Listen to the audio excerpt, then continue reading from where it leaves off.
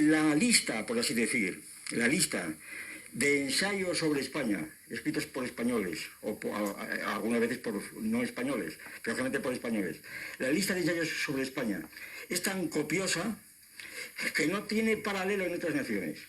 Es decir, no hay ensayos sobre Suecia, o sobre Francia, o sobre Inglaterra siquiera, en una especie de género literario tan compacto y tan tenaz durante hace muchos siglos. Hace muchos siglos. Este problema tiene que ser resuelto. Es un problema. ¿Por qué ha ocurrido esto? ¿Qué ha pasado aquí? ¿Qué ocurre aquí? Además, mirar a España no es mirarnos a nosotros mismos, es mirar al mundo entero. Y la respuesta a este problema, precisamente, necesita una teoría sobre España. Es decir, un test realmente, yo creo que definitivo, para determinar qué idea tiene sobre España el autor que habla de estos asuntos, es preguntarle cómo da usted cuenta de esta copiosa abundancia de escritos, de ensayos sobre España. Es una pregunta puramente positiva, si se quiere. ¿Cómo da cuenta de esto? Esta pregunta tiene que ser respondida desde una teoría de España. ¿Qué quiere decir entonces este imperio católico? Que es un imperio que se concibe como no depredador en el sentido. ¿Por qué? Porque al modo del imperio romano va ocupando tierras, no es el imperio inglés que va poniendo factorías, va ocupando tierras, va creando ciudades, universidades, etcétera, bibliotecas, editoriales inmediatamente. Eso no es depredación.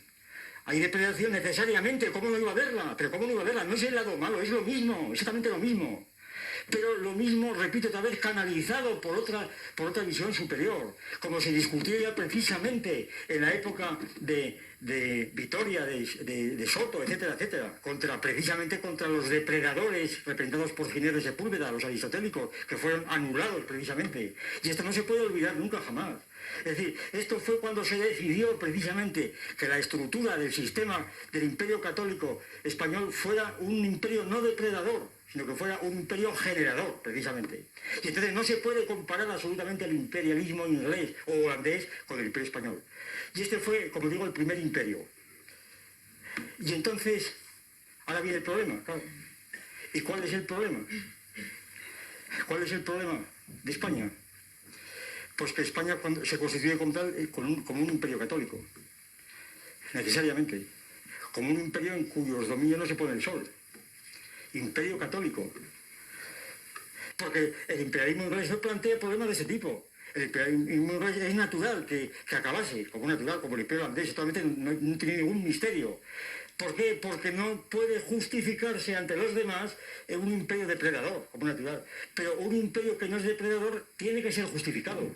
Y tiene que ser justificado además. Y entonces, el imperio español, yo creo que aquí hay una de las razones de por qué en todo el mundo interesa tanto el imperio español, ¿verdad? No simplemente por una cuestión pues nostálgica o anecdótica, sino porque en él están viendo precisamente el espejo de último de lo que es la humanidad, y hasta qué punto la humanidad puede autodirigirse, ¿verdad? Por eso, hablar de España es hablar de la humanidad, necesariamente, es hablar de un imperio católico. Y atención, la lengua española es una lengua importante no porque la abren 400 millones, que ya es, claro. Y según dicen los etnolingüistas, en el siglo próximo va a ser la primera lengua después del chino, para rebasar al inglés. Si la lengua española es la primera lengua hablada en el mundo, pero no es esto lo más importante. Ligado con esto, algo que se desconoce completamente por los demás, ligado con esto es que es la lengua del imperio. ¿Qué quiere decir esto? Que si tiene esta extensión es porque fue un imperio, no por su cara bonita. ¿Por qué el latín se extendió? Porque era el imperio romano.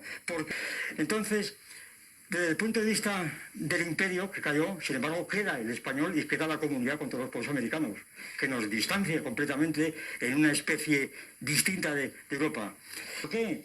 Porque la idea cristiana de Dios, Padre, Hijo, Espíritu Santo, es una idea pluralista, que recoge la idea de la materia del materialismo pluralista frente al monoteísmo fanático de estirpe aristotélica musulmana, ¿verdad?